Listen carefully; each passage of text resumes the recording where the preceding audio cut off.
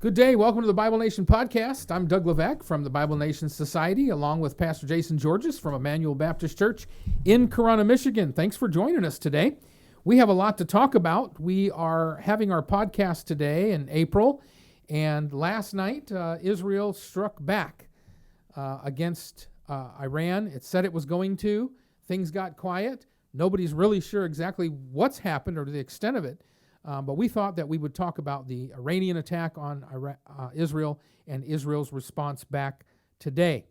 Folks, remember the best culture is a Bible culture. It's proven and it works.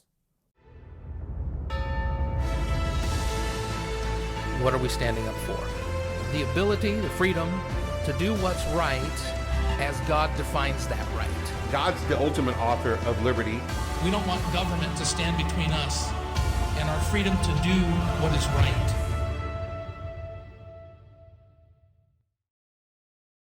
To the news. Today, the U.S. House, is going to vote on a foreign aid bill. And they're going to have three separate bills, and that is they're going to support money for Ukraine, the Ukraine war, money for Israel in the Middle East, and money for Taiwan. And, of course, Mike Johnson, Speaker of the House, Republicans, conservative, Christian fellow, is under the gun because a lot of Republicans don't want to fund anything anywhere anyhow. Right. And they're saying that he's a traitor in that. And basically the only way that this got on the floor was that some Republicans voted with him and a bunch of Democrats voted with him. And so now that's going to be voted on, and it's probably going to pass, or at least 2 out of the 3 are going to pass. So we're going to fund Ukraine, Israel, and Taiwan. Now the one thing that probably is good is that a lot of these funding bills come back to the United States. And so they replenish our stocks, they pay for our companies to make the weapons, and they pay for border protection, things of that nature. Is that the big hang-up? Well, or the Republicans didn't want to spend money? Well, basically, the only reason that he went ahead and did that was because, one, he feels like we should be supporting our allies. Number two, he put in there that we're going to have these other aspects of support. And number three, I think there's some aspects in these of some of our support is giving loans now. Mm-hmm. And so we're gonna loan Ukraine things, we're gonna loan Israel things, we're gonna loan Taiwan things. And so it's a big shift in how we do things, and that's what a lot of the MAGA and Trump supporters wanted anyways. So it's kind of a mix. Everybody gets something, nobody gets everything. Mm-hmm. But I think Mike Johnson might have to pay, and there might be a vote after this particular thing. But I think everybody thinks that most of the foreign aid is going to go through, and then it goes to the Senate, and the Senate will try to pick apart the conservative stuff, and then we'll see what happens. But basically, they go into recess next week. So this all has to happen, I think, through the weekend, yeah. Secondly, Russia is making progress in Ukraine. Ukraine's losing kilometers a day, right? They're actually on the run, on the defensive, begging for help. Russia, though, is at the end of its string. It's like we can't go forward too much or too fast because we don't have the wherewithal to do it. And so I think that's part of why they're trying to bring it to some sort of close, saber rattle to a close. And, of course, it's a lot of nuclear talk and ballistic missile nuclear talk. And so just recently, last 48 hours, Putin has said, if we don't get this under control and the Middle East under control and Taiwan under control, we're going to have World War III. He's already used Armageddon term, but he said all versus all. Wow. So basically world war, like cats and dogs. I mean, horrible. And so for that to come out of his mouth seems more of a threat. That was a Ghostbusters reference. That was just in case anyone didn't realize what that cats and dogs was. I'm sorry, that wasn't scriptural. That wasn't Bible culture. No, that was Ghostbusters referencing the Bible. There we go. Yeah, that's okay. Well, That's what look it up. 1980s, 90s, whatever. But most people are saying this is different verbiage. This is a scared Putin, not just saber rattling to a point, but actually saying, look, we are at this point. And so when you include everything that's being talked about, you have to take that a little bit more seriously. Thirdly, then, the United Nations yesterday voted in committee session to recognize Palestine as a state. This has happened twice before. I think the last time was 2011, something like that. And so basically this would be an arbitrary thing where the UN just says the Palestine's a state, boom. They're there, they have offices, they get recognition, but they don't have state status. And so it was unanimous except for the U.S. The U.S. vetoed it. And of course, you say, oh, we're Israel's best friend, but at the same time, it's a little bit of leverage because look what happened the last vote with Hamas. We leveraged, we said no until we finally abstained and let it go through. And so there's this pattern of we're your friend, we've got your back, but in reality, we've leashed you and we're holding you back as well. And so it's not surprising that the UN would vote for that. It's not surprising that the United States would veto that. Biden is running for office, so we'll see, how he plays it out. But for right now, the U.S. vetoed that. And I think that rolls right into the fourth thing in the news, and that is there was historic flooding in the United Arab Emirates. Did you see the in Qatar, or not Qatar, Dubai, the United Emirates airplanes were on the tarmac at the airport, and it looked like they were in the ocean. Yeah. Like the tarmac was completely covered, flooded with water. 5.5 inches overnight. Wow. Which that's their annual rain intake. Yeah. So, I mean, that's biblical proportions of flooding. Now, my dad lives north of Houston, which, Galveston, Houston, the Gulf, they get 5.5 inches overnight, and it's like, well, that was a good rain. But I mean, it's not surprising because they have the water runoff, and Houston floods all the time. So does Baytown and all those other places. But this was unprecedented for them. I mean, nobody could remember even in history one other time something like this happened, but it was vague. Nobody had lived through it.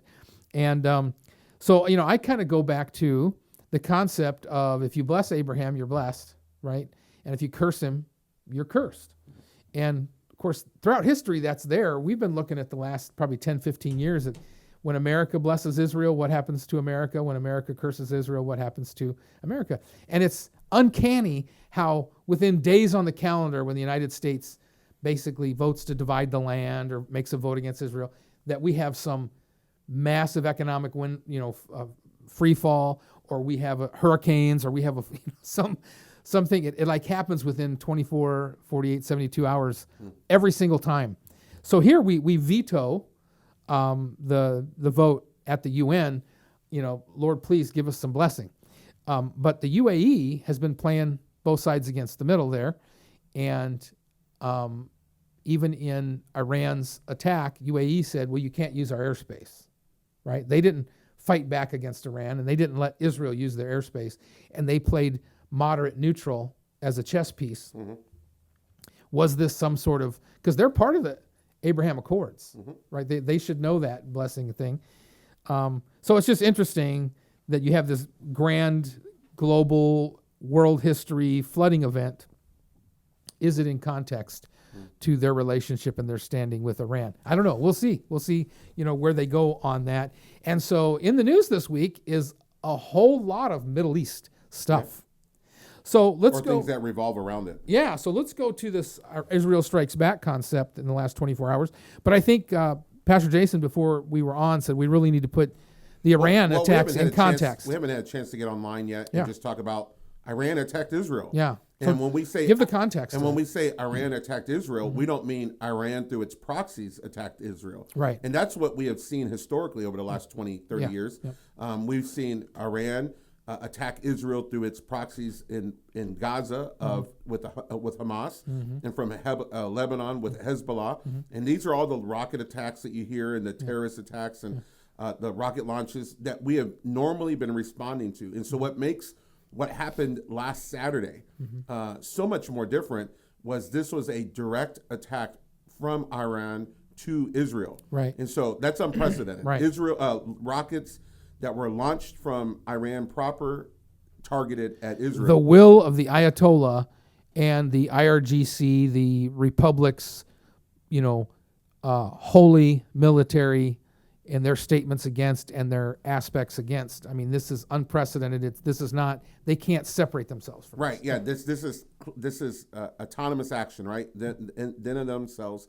And it was fascinating to watch this unfold because our surveillance. We were able to kind of track what's happening. We know when a ballistic missile goes off anywhere in the world, and so because of Iran's we often think close proximity, but you got to get from Iran, you got to get over Iraq to get to Israel. It's like 1,000 miles. Yeah, so so these launches happened, and then it was the 2-3 hour wait. Yeah. And what was fascinating was watching the news networks, kind of on site in Israel. They know that there are weapons in the air. Yeah. And yet, we're waiting for them to come. And would, the suspense of the night, the news rating drama of the night was, would Israel's multi-layered air defense system work?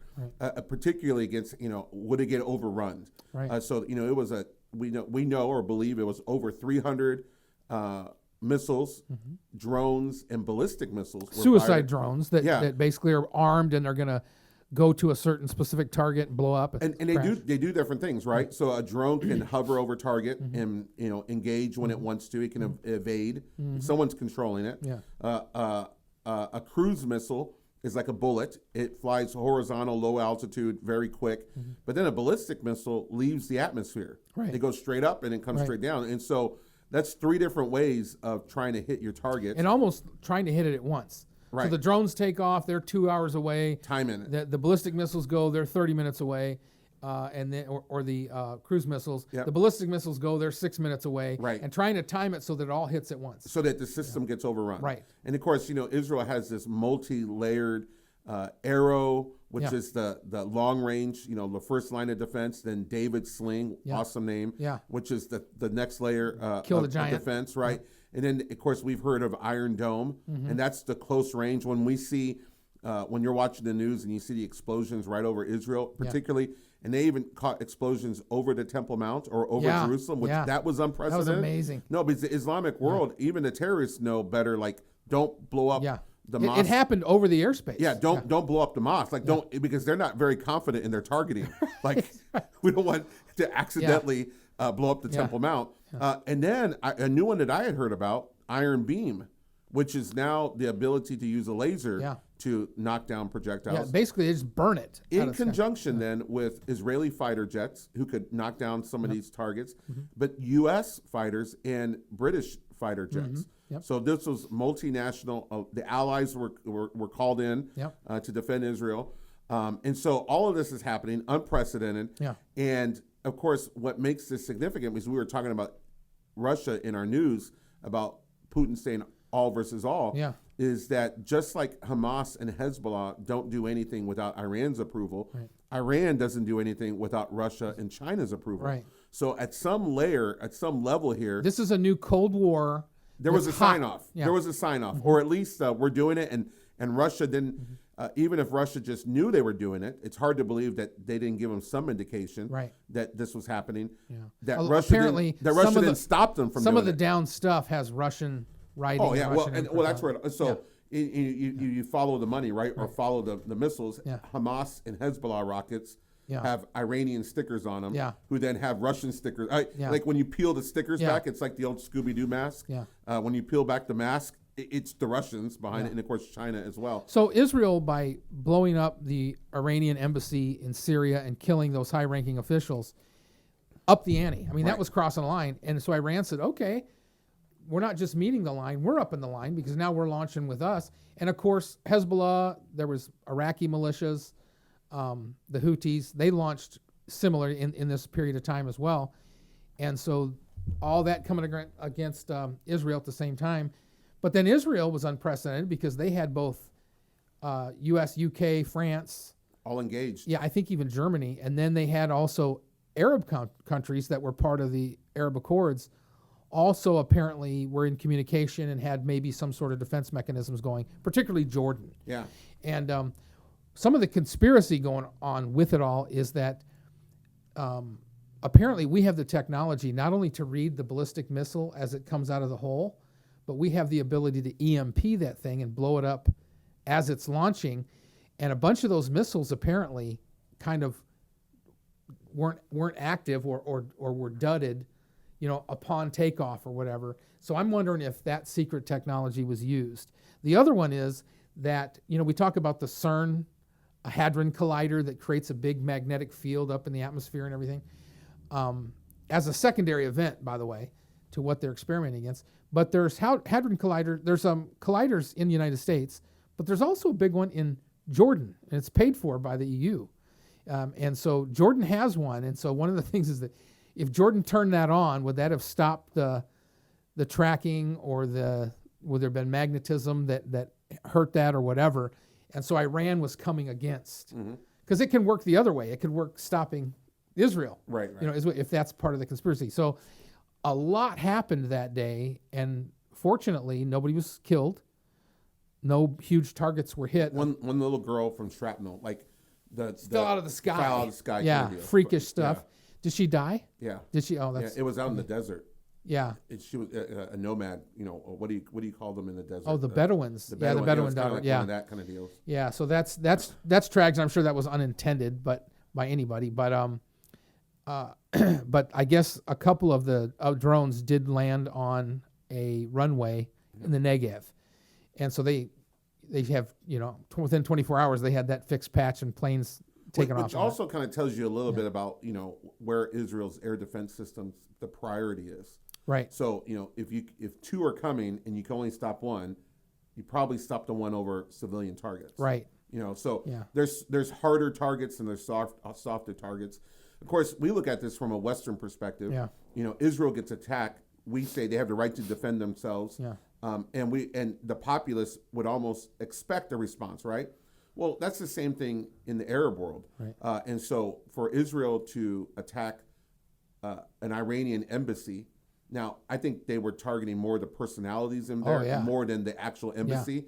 They just happen to be in the embassy. You can't act with impunity against us and then get together and have donuts and think we're not going to get you. And so just like our political system puts pressure upon our leaders to act in a way that sometimes they don't want to, that happens in the Arab world as well. And so in Iran, there was public pressure for some sort of response. And this wasn't a light response. I had heard other reports that Iran has the capability of launching 300 some things at once, but they don't have the capacity to launch 600 at once. So this was their full salvo attack, and with all these other nations, it was a full salvo defense, which kind of puts it back at tit for tat.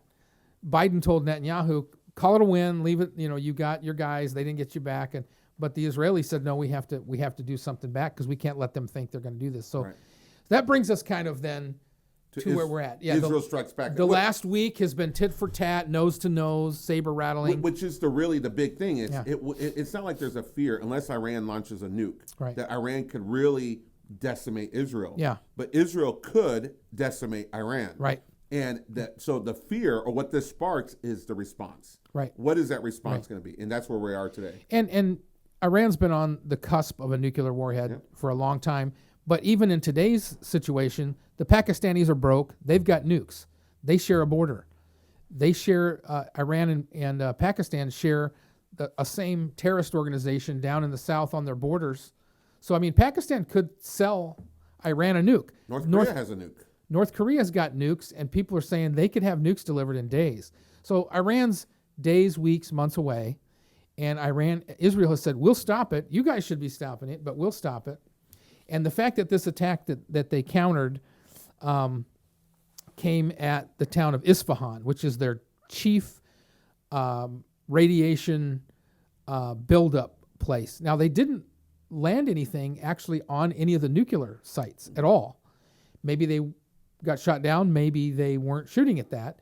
Where they did hit significantly was the airport outside of Isfahan and the nuclear facilities, where they had all the F-14s. Remember, back in the 70s, we were allies, and we sold Iran F-14s. These are the Tomcats of Top Gun. Yeah, Tom Cruise. Right. And, even the latest Top Gun kind of highlights that old jet. Like, he still got it. Like, he can fly the thing. Nobody else can. But apparently this is where they were housed. And so Israel may have been saying, we know where they're housed, and we can get to them. The other reports are up in Tabriz, which is north of Tehran, up kind of by Turkey, that they hit another air base. And in both situations, they hit Iran's anti-air assets, which are probably old Russian assets. But they were making a statement saying, we can attack you when and where we want, and we can destroy your anti-air assets, and you don't even know what's going on. The other unique thing about this is its secrecy. Like even after hours, you can go and scour the internet. And I mean, I read it was F-16s, it was ballistic missiles, it was drones. I've read all this, and other people saying, no, it was just drones. No, it was just this or that. So nobody really knows. And Iran basically said, this is horrible, but we're not going to counterattack. The United States is like, we didn't do anything. We don't know. And so it's all this vagary, which is probably one of Israel's greatest strengths, is just like, oh yeah, maybe Mossad did that, or maybe they didn't do that. Right. You know, maybe someone was there on a motorcycle and threw a hand grenade. You know, you don't really know what's going on with that sort of thing. But news reports also say that besides the north and south of Iran proper, that there's a possibility that these drones, because there were drones shot down in both places, that they were launched not from Israel proper. They were launched from Iraq, which means Israel has proxies, or Israel's in Iraq, you know what I mean? Or they postured themselves to be able to counter from Iraq. And of course, they shot into Syria as well and Iraq, but there's a possibility these came from Iraq. And so therefore, Iran's like, well, we can't shoot back at Israel if they didn't shoot from Israel, or something of that nature. But nevertheless, that's the news now. Iran did theirs. Israel did their strike back. We don't know its significance. We don't know its scope. But apparently Israel's saying, okay, that was our strike back, right? So that was that. Does that then put everybody at even?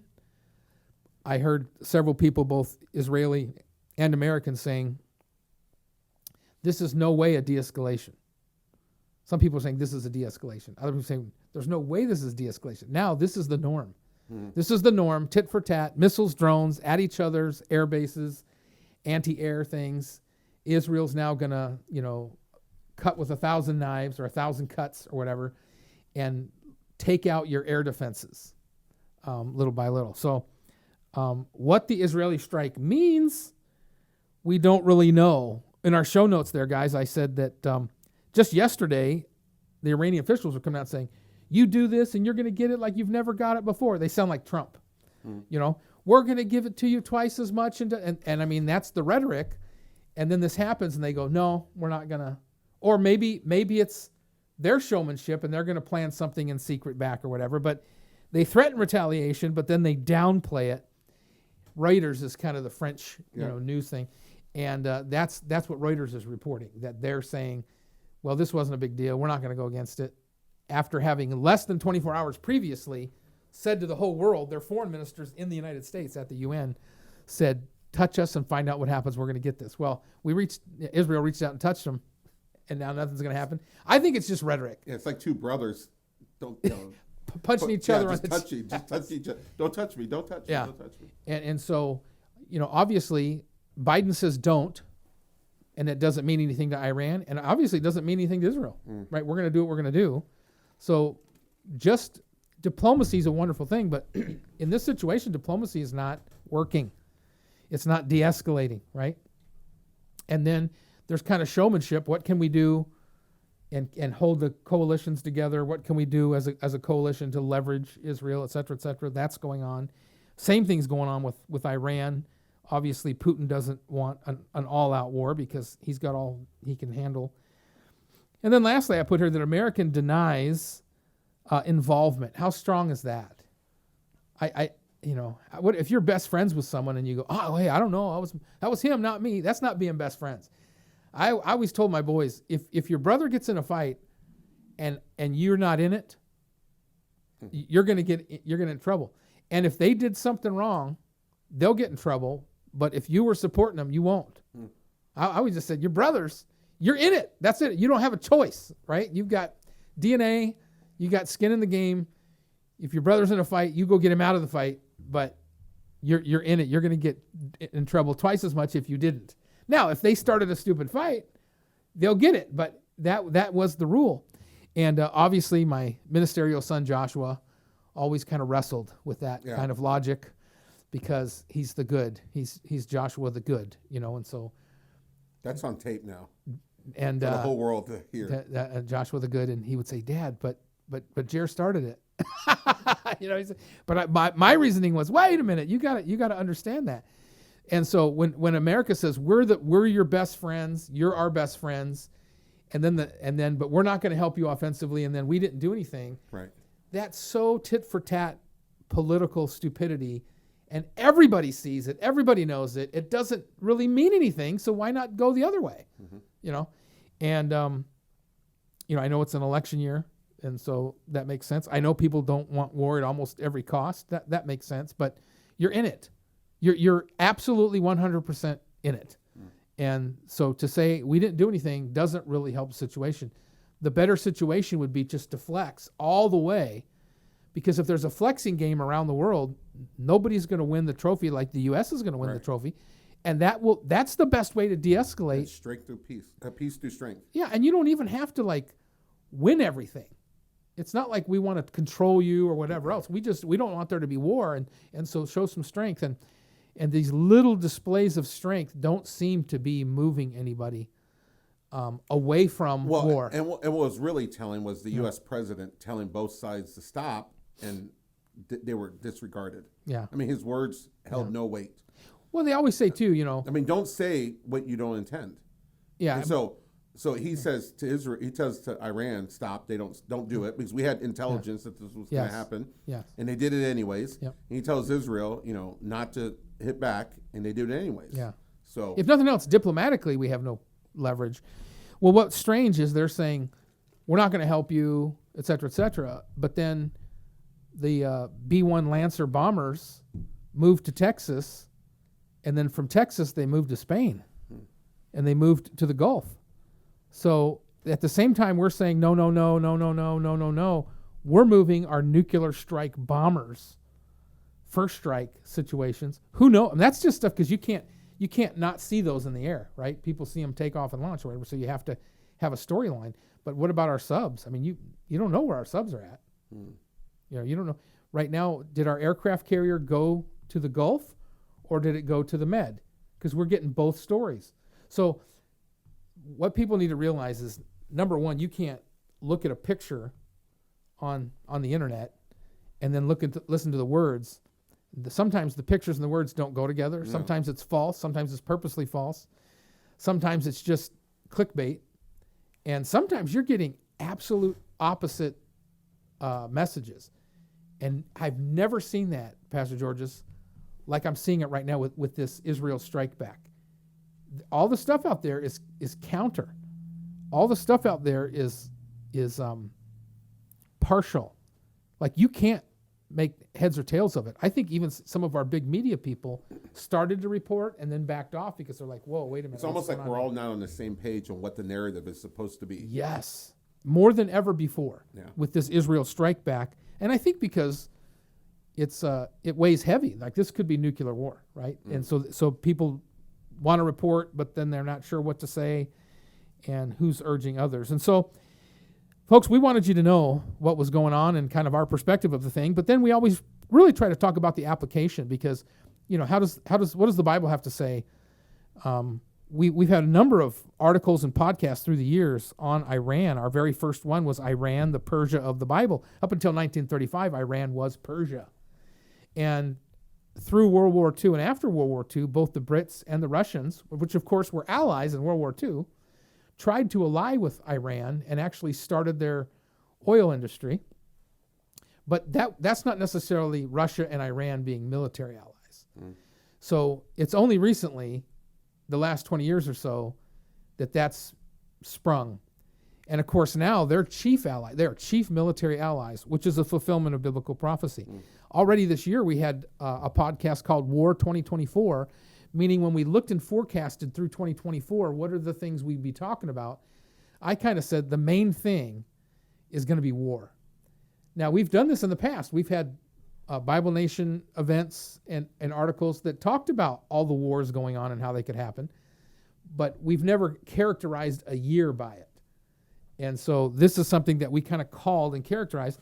And then a couple weeks ago, we did one on, is Purim still relevant? Purim is a biblical feast of the Jews and has to deal with them battling enemies within the Persian Empire and how that ultimately still kind of alive. It was alive during the Nazi days. And here we are back. We've just had Purim 2 weeks ago, less than 2 weeks ago. And we're seeing it played out. Like they're going to attack, but we have a defense. You know, it's kind of the same story going off. And now we're going to attack what's going on. And all this in the midst of another great headline coming out of Iran that we don't talk about. I don't think we've talked about it, Pastor Jay, and that is a lot of people are getting saved in Iran. Yeah. I mean, the Christian church might not be growing everywhere, but it's growing in Iran. And it's an underground church. It's a secret church. And they're taking all their constitutional leverage. They're trying not to be pro-Israel, anti-Iran. They're just trying to be pro-Jesus and, you know, freedom to accept Christ. A lot of them are talking about the visions. You know, I was praying, I was wrestling, and then I saw Jesus. I think that makes it more acceptable in the Islamic world, you know, or something, if this is something that they experience. But nevertheless, we need to pray for the church and for Christians in Iran. There's something going on over there in the midst of their persecutions. We just did a podcast on persecution, right? And they have it for real, and yet wherever there's persecution, the blood of the martyrs turns to the seed of the saints. Mm-hmm. And it seems like they're having growth. And so amidst all this, we ought not forget that there's believers in Russia, there's believers in Ukraine, there's believers in Iran, Iraq, in Israel. And we ought to remember to pray for the peace of Jerusalem, but to pray for the brethren in the church around the world because they're doing what we're doing. Yeah. You know, we have persecution in our country. They're thinking of us. We need to think of them. There's a culture war because of it inside of Iran. And the Ayatollah is very unpopular. His popularity is waning. And so he's having to make the same political considerations on what he does. Which precipitated this necessity for a strong attack. He has to be perceived as strong. Right. He has to be perceived as strong. So, you know, biblically, Israel and Persia have been tied together at the hip from the exile because the Babylonians may have overrun Israel, but then the Persians overran Babylonia. And it was the Persians who actually let Israel go back and return and build the gates and build the temple again. And so traditionally, there's been a good relationship. There's been Jews in Iran, you know, since that time. And so Esther was actually a Jewess, but she was a queen of Persia, right? So that they're connected, and it's personal, it's family, you know, it's heartfelt. There are Jewish structures built in Israel paid for by Persian dollars, ancient Persian dollars. And there's great archaeological evidence. Yeah. Actually, Isfahan is one of the places that there's things that say Esther, you know. So Daniel and Mordecai and Nehemiah, these guys all served the Persian Empire. They were servants. They were like cabinet members, you know, and helped the Persian Empire, but at the same time helped Israel return. And so they were saviors of Israel, and at the same time, those Persian kings were almost heroes as well. And so for us as Americans, it's not just that, you know, they bombed the Marine embassy. You know, okay, we get them back. Israel just got them back for us, you know, in that regards. But there is a connection. I think, Pastor Jay, you know, in the book of Daniel, there's that mention of the prince of Persia, which is interesting, that it's spiritual warfare. You know, what do you... And it's synonymous with darkness and... Yes. Yeah, and evil spirit. Yes.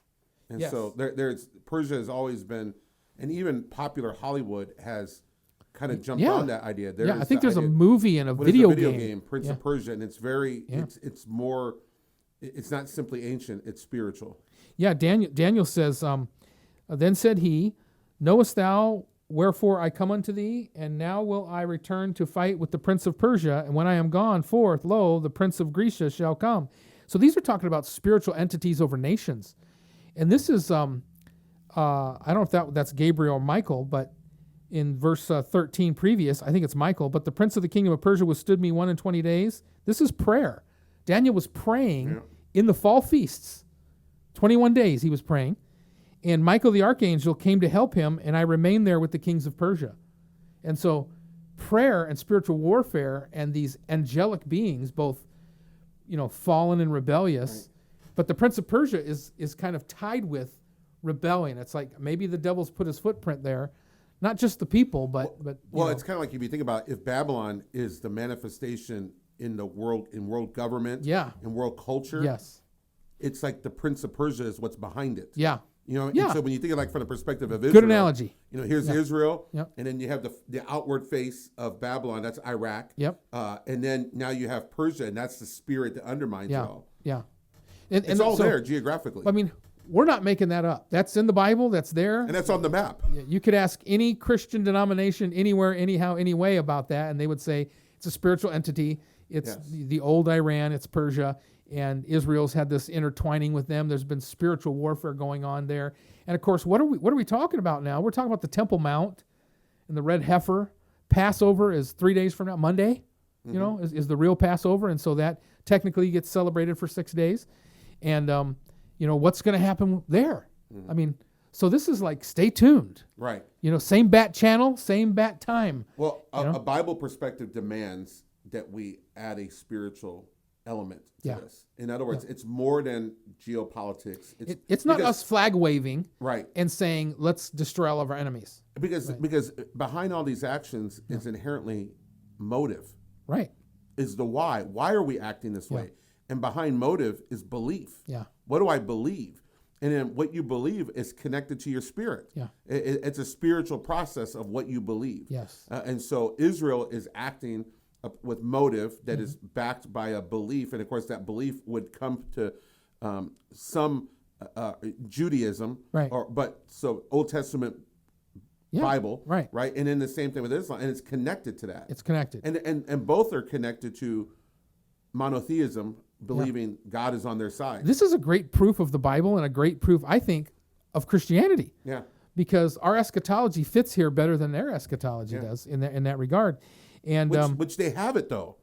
I mean, that's a whole nother podcast, and we ought to do one. Maybe get Pastor Josh up here and talking about the Islamic perspective of Jesus, because you know we always think the idea of return of Jesus. I know this is a side here, but the return of Jesus is a Christian belief. Yeah. No, it's an Islamic belief. So, and when you add Christianity and Islam together, that means a huge portion of the population of the planet believes Jesus is coming back in one way or the other. 2/3 of the planet believe this is eschatological, this is last days type stuff, that Jesus is involved in coming, and that someone's deceiving someone, right? I mean, and so we're there. I love going back to Acts chapter 2 and Pentecost because Jewish converts from around the world come at that point in time, and I think it's prophetic. Okay, I think it's prophetic. It's a picture of the millennial reign or the Lord coming back, and the state that we're in today as people coming back, and how we hear and how hear we every man in our own tongue wherein we were born, Parthians and Medes and Elamites and dwellers of Mesopotamia. Hey, northeast, west, south of Jerusalem, and all the way over to the Persian Empire, people were not only Jewish converts, but they were there on Pentecost, hearing the gospel in their own language and getting what we would call Pentecostal power. And so the very beginning of the New Testament church stretched out to this place. So this, by all means, is a continuation, and I would even say a completion of what God started. And so in a way it's scary, but for us it should be complementary to the blessed hope and us doing right, living right, telling people about Jesus. If you know some Iranian or Persian people, they're probably feeling fear and anxiety. Reach out to them with the Lord Jesus Christ. If you know Jewish people, they're probably having some angst, even some anger, and justifiably, but reach out to them with the Lord Jesus Christ.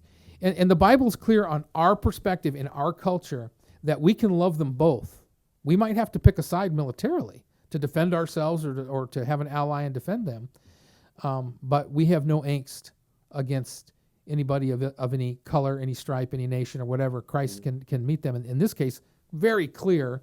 In this case, when you go back to the Old Testament, there are connections and spiritual things going that we have nothing to do with, that we cannot change. God is doing some stuff here, and we're kind of standing by and watching.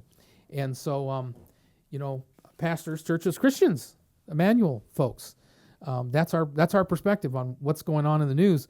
But listen, that perspective is going to change in the next 24 hours, and we'll come together Sunday with more conversation, and then Monday Passover starts, and even more is going to happen. And so I think what we're doing is we're tuning our ears to the Word of God, to the Spirit of God, and to the events that are happening so that we can be on God's side. That's the side that we're taking in all this.